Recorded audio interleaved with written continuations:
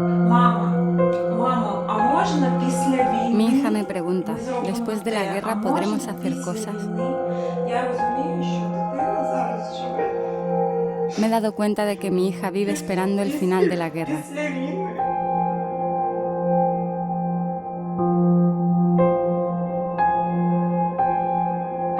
porque él siempre me decía, si no lo hago yo, ¿quién lo hará?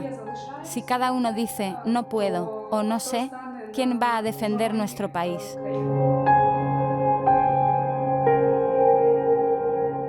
Me dijo que la calle estaba llena de cuerpos muertos. Se pusieron a correr. No podía ni describirlo.